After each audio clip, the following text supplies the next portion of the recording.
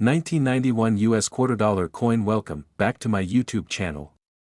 Today, we're diving into a rumor that has caused many a coin jar to be emptied, the idea that your ordinary-looking 1991 US $quarter coin could be worth a fortune.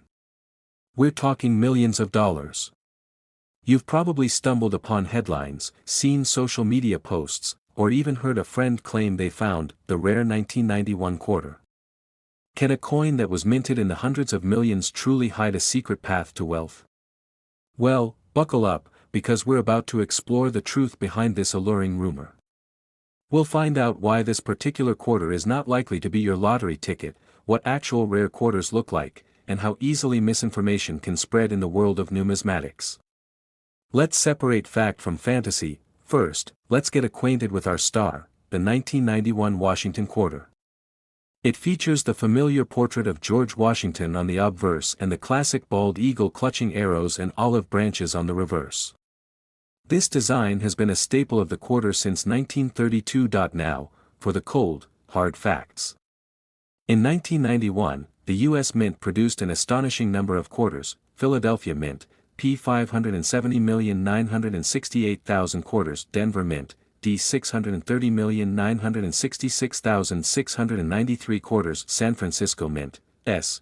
proofs. 2,867,787 quarters. That's a grand total of over 1.2 billion quarters minted in 1991 for circulation.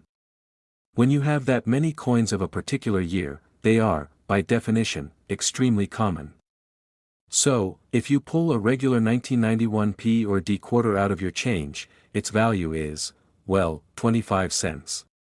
Even in absolutely pristine, uncirculated condition, its value is typically less than $1. The 1991 S-proof quarters, sold in special sets to collectors, might fetch a few dollars, but certainly not enough to buy you a new car, let alone millions. So, where does this millions rumor come from? Like many coin myths, it stems from a fundamental misunderstanding of what truly makes a coin valuable: extreme rarity, significant error, or unique historical context. When we talk about million-dollar quarters in the US, we are talking about coins that are in an entirely different league. These are often from much earlier periods or possess very specific, verifiable errors. For example, the 1932 D and 1932 S Washington quarters. These are the key dates for the Washington Quarter series. They were the very first Washington quarters minted, and their production was incredibly low. The 1932 D had a mintage of only 436,800, and the 1932 S had an even lower 408,000.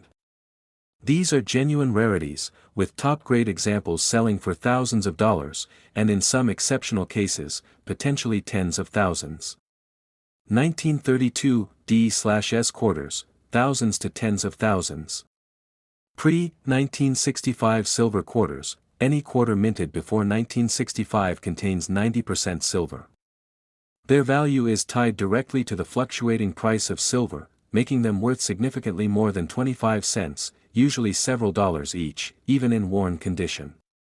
While not millions, they're always a good find.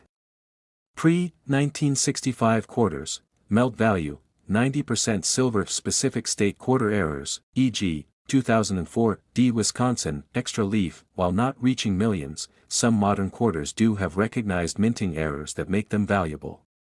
The 2004 D Wisconsin state quarter is famous for its extra leaf varieties, high or low leaf errors near the corn stalk, which can be worth hundreds of dollars for top examples. Similarly, some 2005 P Minnesota quarters have extra tree, double die varieties. These are specific and verifiable errors, not just random anomalies. You see the common thread here. These coins are not found in your typical spare change unless you're incredibly lucky, and even then, their value comes from very specific, documented features. They are either ancient, from extremely low mintage years, or possess recognized, significant errors. So, how did the 1991 quarter get dragged into this million-dollar narrative? It's often a case of mistaken identity, sensationalism, and a fundamental misunderstanding of what constitutes a genuine error coin. Confusion with other years/errors. the most likely source of this persistent myth is confusion with other years or denominations that do have known, genuine errors. People might misremember the specific year of a valuable error coin, or confuse a rare dime error with a quarter, or simply get caught up in the general excitement of valuable error coins, without understanding the specifics. Misinterpretation of proof versus circulation coins. As mentioned, the 1991 S quarters were proof coins, struck for collectors. While these are worth more than regular circulation quarters, they were produced in the millions themselves, not the handful that would lead to million-dollar prices.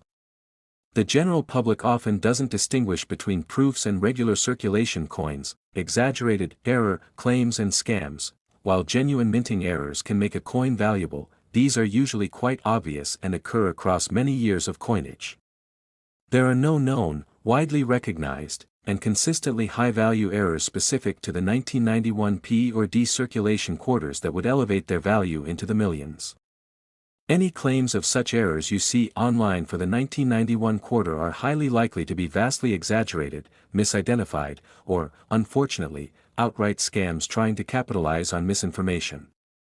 The truth is, the 1991 quarter, P or D, is a very common coin. Its mintage figures confirm it. Unless you discover a truly unique, unprecedented, and verifiable minting error that has somehow escaped the attention of every numismatic expert for decades, your 1991 quarter is, unfortunately, worth exactly 25 cents. So, if the 1991 quarter isn't your golden ticket, what should you be looking for in your change, or if you're seriously getting into coin collecting? The principles for finding truly valuable coins are consistent: low mintage figures. This is crucial. Coins with very low production numbers for circulation are inherently rarer. The lower the mintage, the higher the potential value. Genuine minting errors, mules and striking errors look for clear, unmistakable errors from the minting process. Mules, a coin struck with dies not intended to be paired together, e.g., a quarter struck on a dime planchet. These are incredibly rare and highly valuable. Striking errors, off-center strikes, part of the design missing, doubled dies, visible doubling of letters/numbers, or planchet errors, coin struck on the wrong metal blank.